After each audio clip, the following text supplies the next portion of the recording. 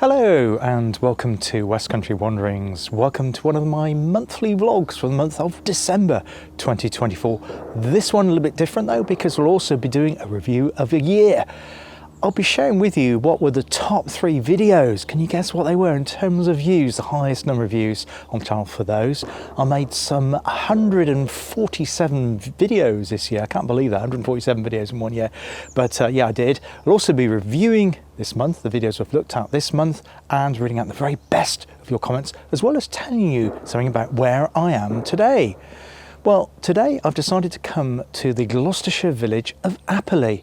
It's about 4 miles south of the Gloucestershire town of Tewkesbury and about 7 or 8 miles south of the Worcestershire town of Upton-on-Severn. Indeed, Apperley lies on the River Severn, or rather it's to the east of the River Severn, and has a pub right next to the river bank. We'll have a look at that later. There's some interesting buildings here, and you have this beautiful village pond and village green right in the heart of the village here in Apperley. So I hope you can join me again here on the monthly vlog, looking at December and also review the year. Now, the name Apperley derives from the Old English word appledorley, which means apple tree wood. In fact, this whole area was surrounded by a huge orchard, part of the estates, which we'll talk about later in the video.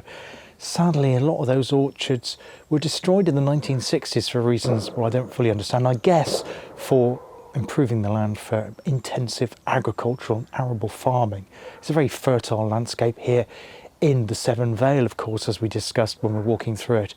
But it's a very, very spread out village, not that dissimilar to the village I was the other day at Tainton, which is also not that far from where I currently am. But yeah, it's a nice quiet place which often gets overlooked by visitors, and I love places like that.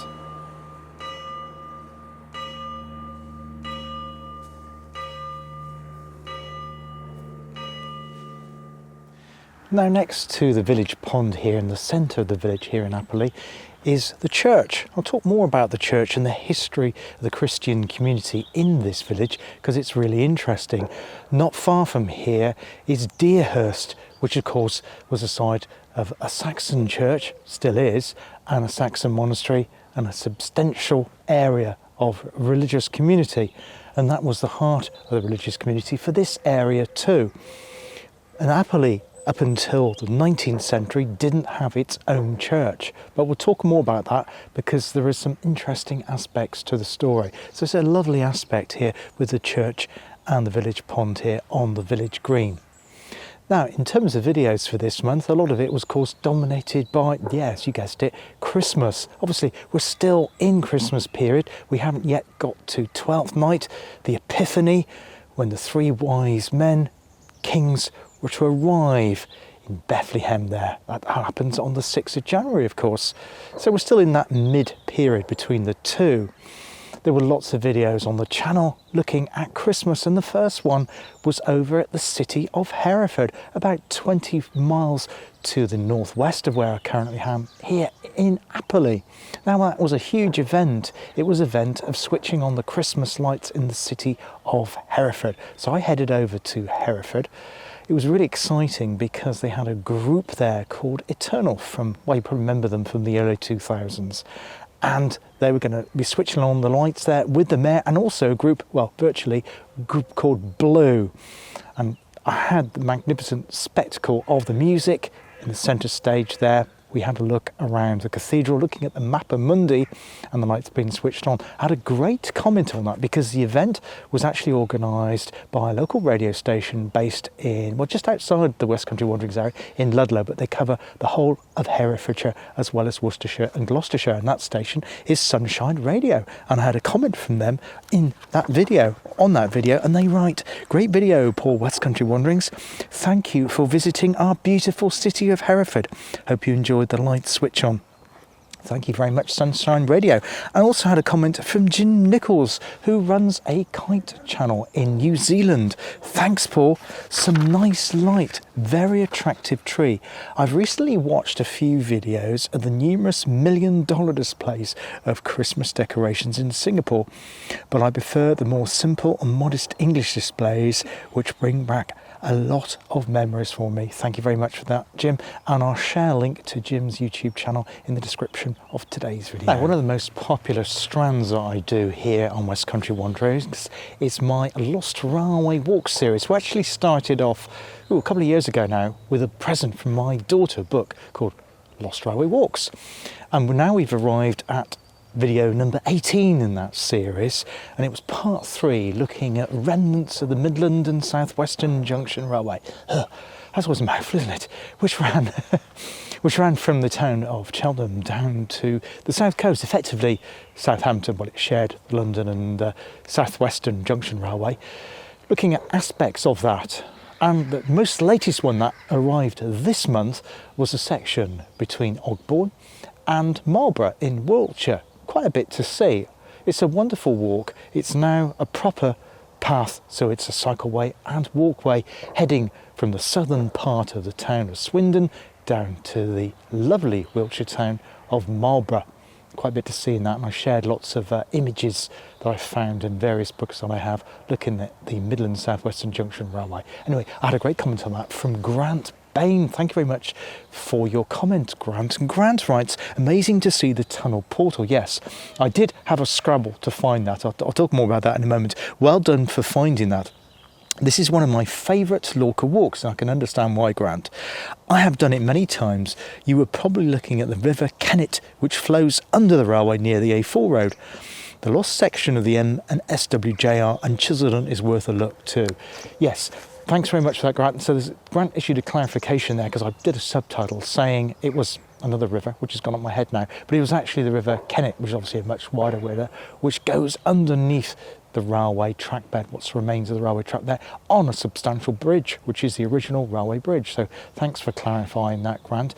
And yes, so Grant's telling me that there is another section around Chiselden, just to the southeast of Swindon, which I'm sure we'll have a look at a future video on my Lost Railway Walk series. I'm hoping to do one in the Forest of Dean in the early part of next year, and that'll be a collab, so look out for that one, as we'd look at other ones as well in the Westcountry Wanderings region. I'm also hoping to do one in West Somerset. Also, just to mention, I do apologise for the month of December, largely, particularly this time of year, being based in the county of Gloucestershire, which is where, of course, I live. It's always difficult travelling this time of year. The roads are busier, trains are disrupted with the holiday period, and also you've got a lot less daylight. So I don't tend to travel too far because of that. But rest assured, going into the new year, I'll be extending myself back into the wider Westcountry Wanderings region. Now, there's a manor here at Apperley called Whitefield Manor, which has links to Deerhurst. Now, Deerhurst was actually under the control of Westminster Abbey, and later on became linked to Tewkesbury Abbey. Whitefield Manor, though, there is a tunnel which links the two of them. Now, during the course of making this monthly vlog here, I've met local historian and villager Rose Williams. Now, she runs a fascinating website, and I'll put a link to that website in the description of today's monthly vlog. I had a long chat with Rose. She gave me lots of additional information about this fascinating village here in Gloucestershire. And potentially we could be doing a video here looking at the history of this village here in Gloucestershire in more depth, because there is so much here to uncover. And thank you very much, Rose. I really enjoyed that. But yes, there is links between the two, between Whitefield Manor and Deerhurst. Now, the reason that this developed here around Apperley is to do with flooding of the River Severn. Obviously, that's a recent phenomenon we've looked at many times when I was doing the Severn Way, but of course the river has always flooded to some extent, and where the Saxon church is down there at Deerhurst, which is part of the same wider parish here, it meant it was difficult there for people to have dwellings, and then slowly the village started to spread in this way to Apperley. The other fascinating thing is the later religion to do with this church, which is really incredible. I made some notes before visiting it, but Rose has added on to that and given me a lot more background information. The manor itself at Whitefield is half a mile to the east of the town. There's lots of remains of Saxon building. There's a Norman arch loads and loads of history in that area. Obviously it is a private dwelling these days, but you can see part of it, and hopefully round about now we'll be appearing some photographs of Whitefield Manor, which lies, as I say, a little bit further to the east of the Deerhurst, where you have the Saxon church and the Norman church next to it, which has part Saxon remains within it. But yeah, fascinating area, and say the two were linked together. Now the next video that landed on the channel was Christmas on Westcountry Wanderings Part 2, a Christmas miscellany. Now this month has been quite difficult filming in terms of the weather. We've had a lot of rain, a lot of gloomy, cloudy days. Thankfully the mist has lifted today for filming here in Apperley. And I decided to head into Worcestershire to one of my favourite villages in Worcestershire, Hanbury, where you have that magnificent view over the Cotswold hills. I then went down to Ginny Ring, which is a crafts centre, and later on to a garden centre looking at the decorations there. But I had a great comment from Hayden Wheeler, who writes about Ginny Ring. Now, in that video at the crafts centre, I showed what I thought was remains of a windmill. It turns it's not. Not a windmill, Hayden writes, but a Ginny Ring itself. Now, obviously that's the name of the craft centre, but I didn't realise what a Ginny Ring was. Hayden goes on to write, it's used to power machinery on a farm. Horses were attached and walked in a circle. The big gearing powered the shaft, which the horses had to step over. So yes, they're going around in the circle, similar to what I saw on the Sapperton Tunnel, more about which in a bit, in a later video at the top of one of the shafts there. Thank you very much for that, Hayden. Really added on to that comment. And following on from that video, we had a wander around Wells. Now, BBC Radio Cornwall do a celebration concert, and this year they decided to choose the church at St Cuthbert's in Wells. And I went there with Louise. We had a day there, but we made our own separate videos looking at that lovely and spectacular city in the heart of Somerset there, nestled under the Mendip Hills. But during the course of my walk around Wells, though, I also looked at the three sites of Wells's three former railway stations, and had a great comment on that video from Anita, who runs a channel called I Am a Dutch Kiwi. Thanks very much, Anita. A place I've not been to. The world is a treasure trove of beautiful places to visit. The architecture, history and greenery, yes, and railways. Enjoyed the walk through the city. Quite a wintry video with the glow of lights. Yes, there's been some rain, so the lights were reflecting in the cobbles there just by the Cathedral Green. Thanks very much for that, Anita. I'll link to your video as well in the description of today's.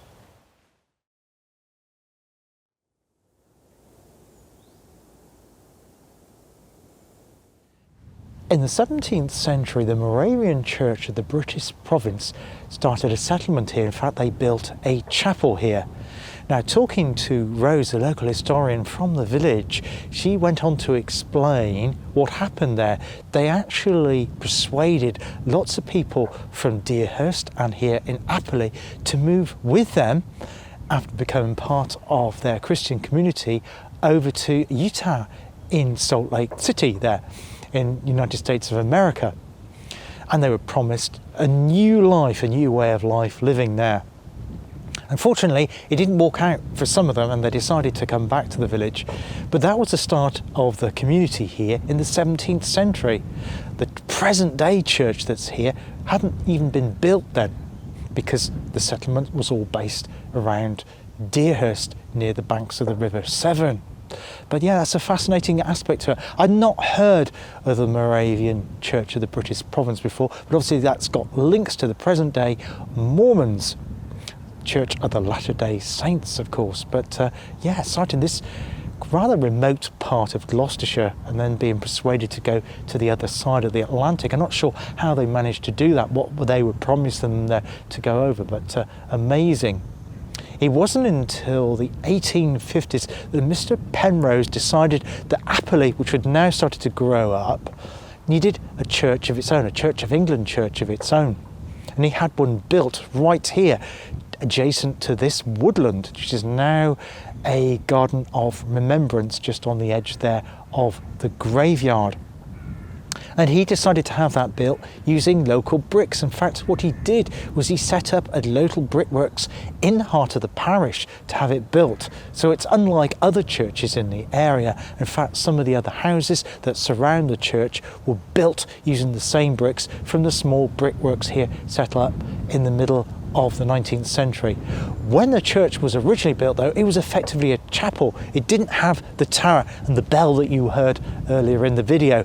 That was added later towards the end of the 19th century. Now, the Moravian Church of the British province had their chapel, which went into disuse, but it was later taken over by the Methodists. But the Methodists themselves decided to build a bigger and better chapel here later on in the 19th century. So you've got a whole complicated web of different things happening to do with the religion in this small rural community. The other thing that's odd, I mentioned briefly about the name, how it came from the orchards in this area, from the Old English. I asked Rose why all the orchards were wiped out in the 1960s. I thought that was to do with intensive farming methods. Though that was part of the reason, the actual reason was to do with the rise of the supermarkets and the type of apple that people wanted to buy. Now, the apples grown in the orchards around here in Apperley were of specific types. They were the older, traditional types of apple, which didn't actually have a long shelf life. Newer types of apple were appearing in the supermarkets, and some were being imported from abroad, like French Golden Delicious, which had a longer life, and people preferred the taste of them. They were sweeter. They didn't have that slight traditional taste from the English apples, which is rather sad. And also, some of those trees were getting rather elderly and they weren't replanted as well. So sadly, the entire orchards around Apperley were completely decimated and wiped out forever. So I've come now around to Sevenside here in the village of Apperley. In fact, the Severn Way passes the edge of the village, heading down towards the city of Gloucester. This was on the Tewkesbury Gloucester section of the Severn Way here. Yeah, so it's this bit I'm actually standing on would probably have been underwater about a couple of weeks ago. With the little bit of flooding we had, you can see that the grass is all swept down here. The next video I landed was another one in my Christmas on Westcountry Wanderings video. This time it was a collaboration with Louise from South West Sundays, and we headed off to the county of Devon, or the county of Devon, and even the capital of it, to Exeter, the city of Exeter, and we alighted a train at Exeter St Thomas Station, walking to Exeter Quay to go on a canal cruise. This was Louise's idea, fantastic idea. Obviously, quite a few of you watch my channel for canal content, so it was a combination of doing a collab, some Christmas content, and a canal and a cruise all rolled into one video. It seemed to go down really well, and I had a great comment on that video from Malcolm Richardson. Thanks very much, Malcolm, for your comment. Malcolm writes, very enjoyable cruise, and all for £15. Yeah, it was. It was really, really great value for money. Amazing that such a large craft can navigate this old canal, and that more use is not made of it for both leisure and commercial purposes. Yes, indeed so, Malcolm. I think the reason for that is that it needs dredging because the canal is becoming silted up. The boat, which was part of the cruise company there, the Stuart Line Cruises, it has a very, very shallow draft on it, so it is able to navigate that canal. But lots of other craft, commercial craft, particularly carrying goods, can't get into Exeter Quay anymore to bring goods into the city of Exeter, which is a shame really, because it obviously reduces the usefulness of that canal, which is now effectively just a leisure canal. But thanks for your comment, Malcolm, and it was a very, very enjoyable day, and thanks very much, Louise, for your contributions to that video too. Now moved on to Secrets of the Thames and Severn Canal, which is part 6 in that series. And it was part 1 of a new kind of sub-series within that, looking at the history and construction and the operation of the Sapperton Tunnel. Yes, the mighty 2¼ mile long tunnel there on the Thames and Severn Canal. So we'll be returning to that very, very soon.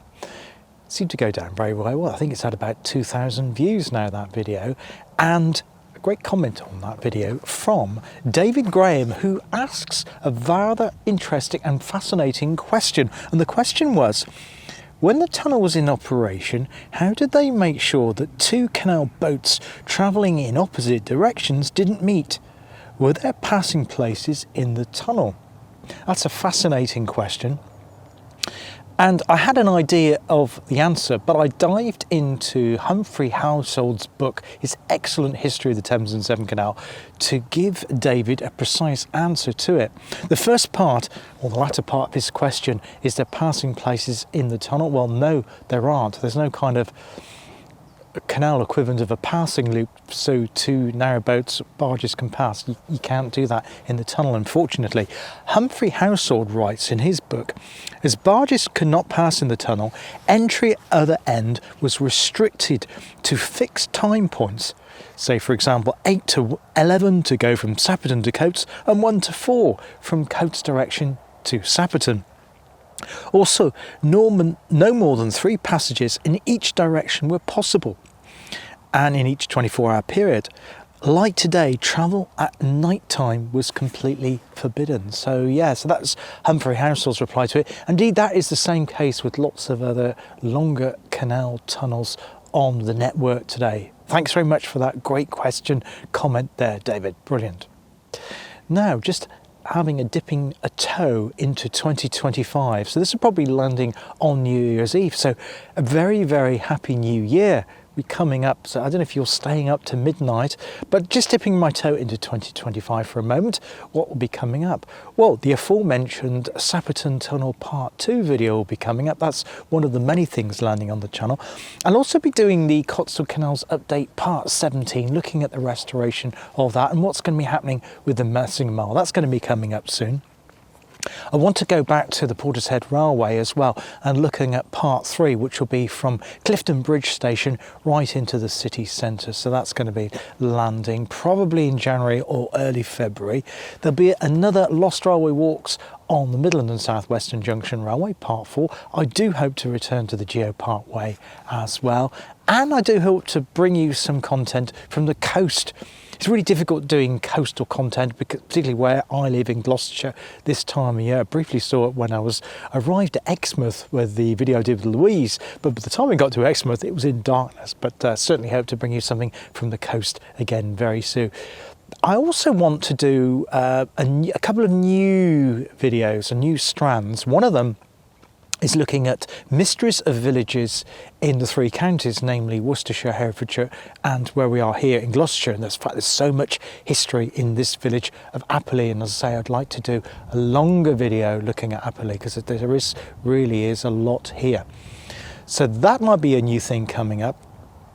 And also looking at railways in terms of travel. Now, when I was in my early teens, I bought a Midland Rail Rover ticket, and you could buy one for 7 days, and during that 7-day period you could travel in a huge wider area of the Midlands every single day. You go anywhere you like, and they still do these Rail Rover tickets. They do them for the Midlands. In fact, they do one, I think it's called Severn and Solent, so it's like the northern part of my region, and they do one for Devon and Cornwall. So we're looking at buying one or other of those, and they do, I think there's like 3 in 7 days, so you can travel on 3 days during 7 days, so that makes sense. So 4 days you can't actually travel on it. I think there's one that's like 6 days over 14 days. Obviously it varies in cost. So I'm hoping to buy 1 or 2 of those and do a series of videos. So hopefully that will be coming up in 2025 as well.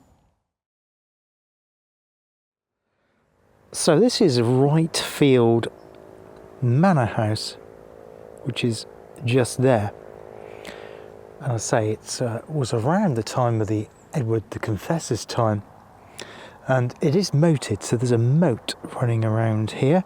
There's one round the other side, but this one, unlike the one we saw at Tainton the other day, is completely intact. And the historian Rose Williams, who I met today, said that this is linked via tunnel to the site at Deerhurst. Now Deerhurst is over in this direction over here. So that's way over there. And the fields around here are quite interesting because this space here, I can just imagine it being covered in an orchard. But now we're just left with this empty space and that solitary, lonely tree there in the middle of the field. Now this public footpath to the side of Rightfield Manor, the manor house is actually just behind the camera at the moment, continues on to Deerhurst, which I did cover in my 7-way video. I'll link to that episode in the description of this video. And the house you can see over there is Abbott's Court Farm, and near that is the vicarage of Deerhurst with its Saxon chapel and main church. So I think the line of the tunnel between the manor house and Deerhurst must be following somewhat the line of this public footpath towards Deerhurst. Now, to the review of 2024 here on Westcountry Wanderings, and I mentioned at the beginning of the video that I would mention about the top 3 videos in terms of views, but also I said which was the worst video in terms of views. Yes, I hear you. The first one was the worst. I'll mention that first. And that was, well, it's the beautiful town of Bewdley, which also sits like Apperley right on the River Severn. But that wasn't looking at the Severn Way or the history of Bewdley.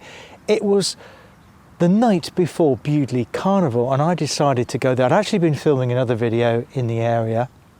I went to Bewdley at night time as it was getting dark to film. Yes, the fireworks display. And yes, that was the least watched video of the entire year. It's still less than 200 views.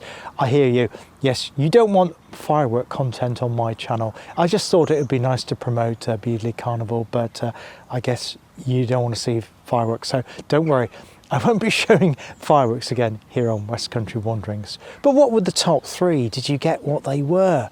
Well, in top spot for 2024 in terms of views, it was, yes, the Portishead Railway Part 1, which, at the time of recording this, 6,400 views. Thank you if you watched that video. That's phenomenal for me, for my little channel, Westcountry Wanderings here. 6,400 views. Thanks for that. And as I say, we'll be returning to Portishead Railway Part 3, hopefully next month, in the month of January. In second spot, we have the Midland and South Western Junction Railway. Remember I mentioned that before, around Marlborough, but an earlier one I did on that series, Part 1, entitled Looking for Swindon's Other Railways, now had 3,900 views, so that was in second place. And in third place, the Stroudwater and Thames and Severn Canal update 15A, so we're currently, well, the next one will be 17, we've had 16 in the meantime, but 15A is up to 3,400 views, so thank you if you watched that too. And there's another video which is just bubbling under the third place, which I'll mention shortly, so thank you for watching that. So that was the top 3 for 2024 here in the channel. Thanks also for subscribing to the channel, and I think it was around about Christmas Day I just topped over the 4,000 subscriber mark. Now, when I started this channel less than 4 years ago, so it will be its 4th anniversary as we come into February. When I started it then, it took me, I think it was like 8 or 9 months to get to 100 subscribers, and I didn't think, well, I did at one point I didn't think I'd ever get to 100 subscribers. So it just blows my mind now that this little channel covering little aspects of history and walks and canals and railways and other different things in the West Country has now got over 4,000 subscribers. So thank you very much if you're a subscriber. Thank you very much, particularly if you subscribe to my channel in this year of 2024. I really do appreciate that. It means a lot to me, and it buoys me up to bring you more content from the wider West Country Wanderings region as we go into 2025. Manor here was around Edward Confessor's time. King became king 1042. Of course, he was killed in the Battle of Hastings in 1066. But the present day building originates from Tudor times, probably built around 1546, and a lot of the bricks actually came from the former Benedictine monastery in Deerhurst, which ceased to be with Henry VIII's dissolution of the monasteries around 1540. So they moved the stone from the Deerhurst site right across there to the manor house here. Another video on the channel. As you know, I like to feature canals, so I was trying to think again how I could link canals and Christmas. Well, in the town of Bradford-on-Avon in Wiltshire, they had a floating market on the narrowboats on the Kennet and Avon Canal. So I couldn't miss the opportunity, could I, for going down there one Saturday morning for having a look at the floating market there on the Kennet and Avon Canal in that beautiful Wiltshire town, which is kind of in the Cotswolds. You can certainly see the Cotswold buildings that surround it. It was a former industrial town, and now of course it's quite a tourist place with people coming from Bristol and Bath on the train to visit it at weekends. So it's quite busy there, lovely atmosphere there. They had buskers there, people that lived on the narrowboat were doing impromptu performances right on the towpath. It was great to see that. Had a good comment on that video from Janet Wilson. Hi Janet, it was great to hear from you. And Janet writes, Bradford-on-Avon is a very pretty town. I completed the Cotswold Way this week. Well done to you, Janet. Well done. I'm sure you'll feel really, really chuffed with that. Happy Christmas. Well, congratulations to you, Janet, for completing the Cotswold Way. I know I felt elated when I completed it as well. So parts of it, actually, you think it's quite an easier work. It's not as hilly as some of the other long distance paths across England, Wales and particularly Scotland, but there are sections of it which are like whoa, particularly the bit as it goes up Camlong Down there near the town of Dursley in the southern part of the walk. But yeah, congratulations on that, Janet, and thanks very much for your comment. Now, I like to throw in different ones, and I wanted to do a video which was nothing to do with Christmas to break up the sequence of Christmas videos, and that was actually filmed just a few miles away from here, called Mysteries of a Gloucestershire Village. Now, I like looking at maps, old maps and present day maps, and just exploring around, just scanning them on my computer, or even better looking at a paper map. And something that caught my eye was the village of Tainton, with several moats, motte and baileys, all abandoned in the field, no other buildings around it. And like here, we have a building here at Whitefield Manor with the moats, but the one in Tainton has no buildings whatsoever around it. I thought, what's going on there? Did a little bit of digging and found out it was completely destroyed in the English Civil War. In fact, there's lots of other moats in that area, so I think it's an area we will return to again, as indeed hopefully we will return to Apperley here, because it's a fascinating village with much history of its own. So I went digging around there in the field to have a look what you could see, and a great comment on that from Ron, who runs a channel called Parkinson's Walks. Hi Ron, and Merry Christmas, and also a Happy New Year to you on all the best for 2025. Ron writes, hi Paul, I have driven through Tainton many times and never given it a second thought. It needs someone like you to do the research. Yes, now the actual research from me wasn't first-hand research. It actually come from a website which is done by some treasure hunters. They'd actually gone in the field there with their treasure hunting machines, and they found lots of things in the field there, lots of artefacts, which I understand are in the museum over the way there in the town of Newent. So if you go into Newent Museum, then you'll find lots of those artefacts that they've uncovered, the treasure hunters there in the village of Tainton. Yeah, fascinated to see what they've uncovered there. Also, there have been 2 plane crashes in the area, which we also talked about in the video as well. Michael Pilling from Poland also wrote, what surprises me is that no archaeological dig has taken place in Tainton around the 2 sites that you showed us. Surely some organisation like Time Team or nearby university should investigate it. Indeed so, Michael. I think that area around Tainton is ripe for further exploration. Thanks both of you, Ron and Michael, for commenting on that. It's nice to see a break up in the sky there, with the clouds breaking up, with the sun just percolating through it a little bit. That's a most welcome sight. Now, 3 years ago, I made a video called Christmas in the Cotswolds, and that started off in Broadway, and I went on to Chipping Camden, looking at the Christmas lights, doing some nighttime long exposure shots there. Last year I did Malmesbury, and this year I returned to that theme, going to the well-known town of Stow-on-the-Wold, highest town in the Cotswolds, 800 feet above sea level, and then later on going on to Bourton-on-the-Water. That video seemed to go pretty well, and I had a great comment from Louise from Southwest Sundays, and she writes, this was a very cosy viewing as I ate my TV dinner on Christmas Eve. I really enjoyed the music and the very festive footage of such a gorgeous place. Thanks to Louise for your comment, and thanks for all the collabs that we've done this year together. I really do appreciate that, and hope we'll be doing some more again next year. A few days before Christmas, I realised I hadn't done any railway series content, and like my canal series, I thought I wanted to do a Christmas theme to that. I was looking at the heritage lines that were doing these Santa specials, and I saw that the Gloucestershire and Warwickshire Railway, which isn't too far from where I live, were running special trains. So I thought I would head over to the Gloucestershire Warwickshire Railway, but I decided to this time go to Gotherington, which I had done once before. It's a halt. Half of it is privately owned, but it's been completely restored with its canopy there, beautiful station buildings. And oh boy, was I taken by surprise. I was expecting just got a couple of shots of some Santa specials going through. I didn't realise that they were running 2 Santa specials, and they'd actually be using Gotherington as a passing place. Normally they use the station at Winchcombe to do that. It's an operation I've never seen before. It was really, really exciting to see. And great comment on that video, which literally went out on Christmas Day afternoon. Well, this was a surprise little stocking filler. Interesting to see the changeover. The advancing train didn't look too sure if it should enter the train or not, the station or not. Quite incredible that the line closed due to a derailment. It leaves me wondering if the route might still be with us if it hadn't happened. Thanks very much, David. Indeed so, yes, I think if that derailment hadn't happened at Winchcombe, perhaps the line would still be open as a diversion route, freight route, and indeed maybe in running trains between Cheltenham, Stratford and Leamington up to Birmingham that way. It would be a great relief line, because the current Midland line is very, very congested these days, just being 2 tracks. But yeah, it was great to see that. It's a wonderful heritage line, and say it's possibly one of my, well, certainly one of 2, that one and the Severn Valley Rail, which are probably my 2 favourites in the area that I cover.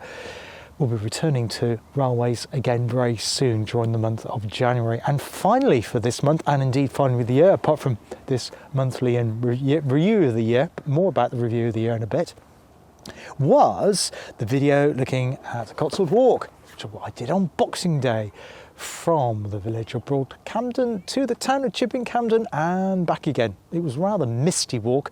It's not misty today.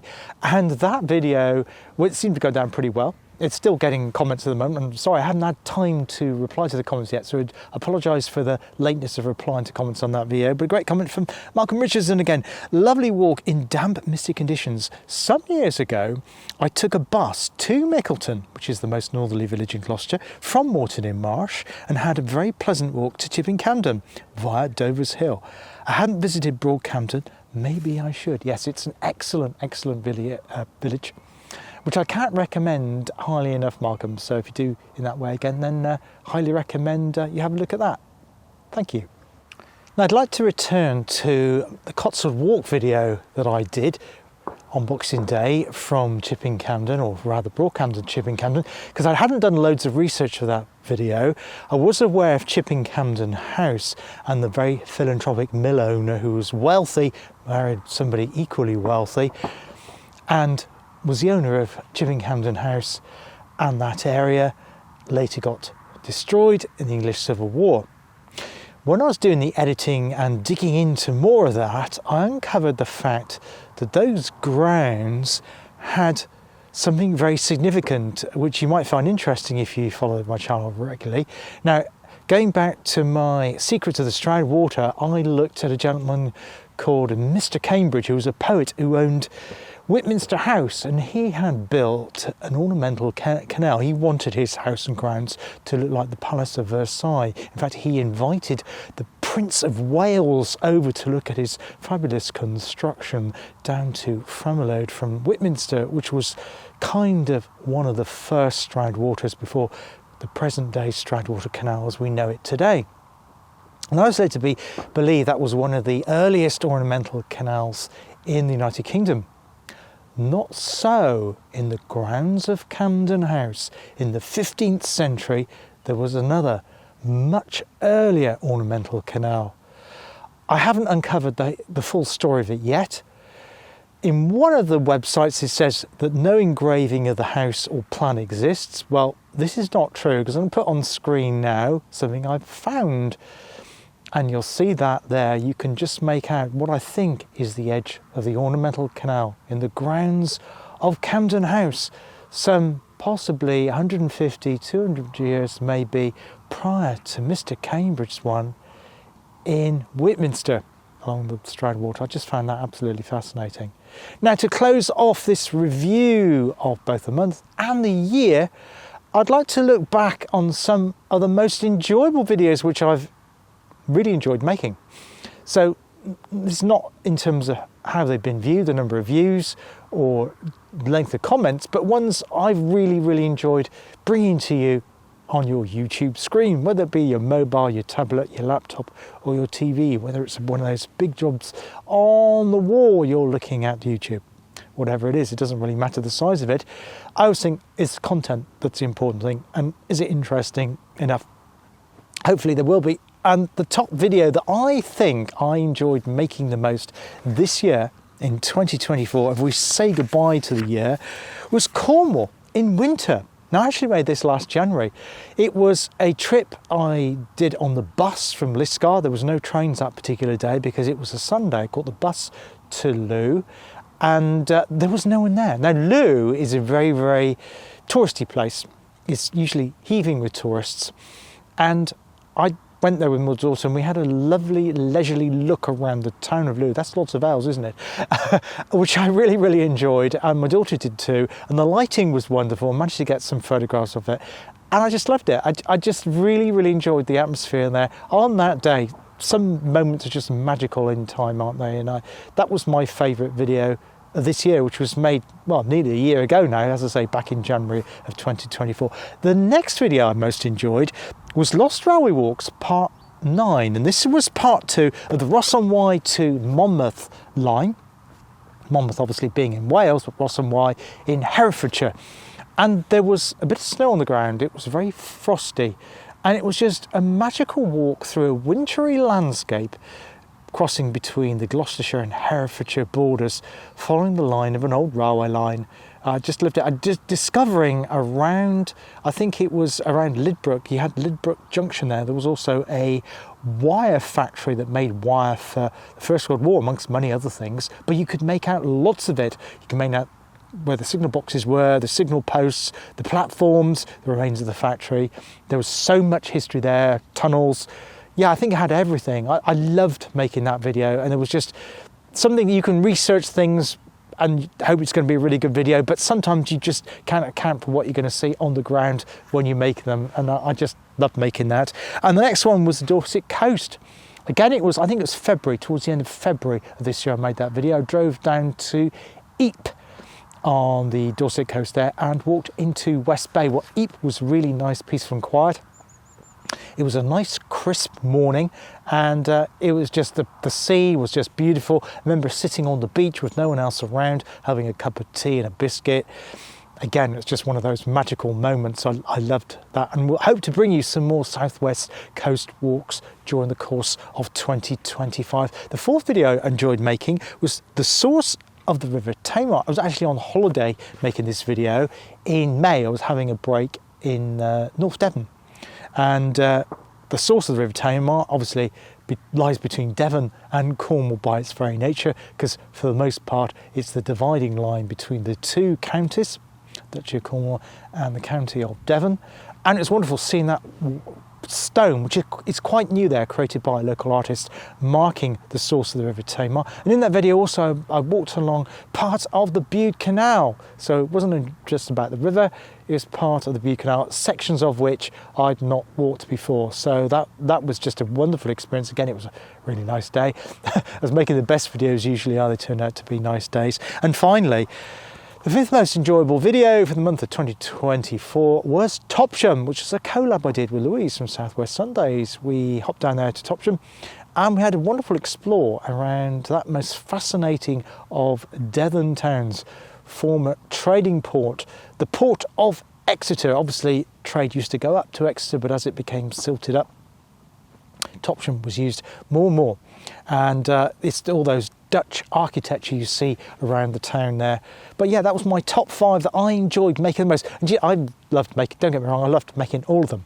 But thank you for watching them. Thank you if you've been a new subscriber this year. Thanks very much for you sharing them. Sometimes I get the sense that my videos are being shared to places I don't even know about, where the views suddenly go up for unexplained videos, and I think that's because they've been shared somewhere. Thank you for sharing them, for liking, and particularly for commenting them. And I'm sorry I can't read out all your comments. You've been amazing. You're an incredible community.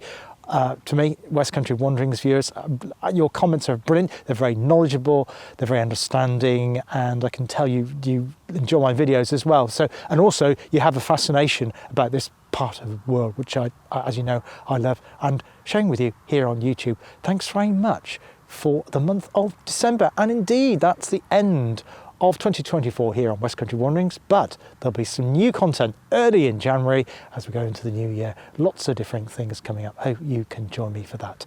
A very, very happy new year to you. Thanks very much for being part of 2024 here, and I wish you all the best. Peace, happiness, success, prosperity, whatever your hopes and dreams will be for 2025. I do hope they come true. Take care now. All the best. Cheers. Goodbye.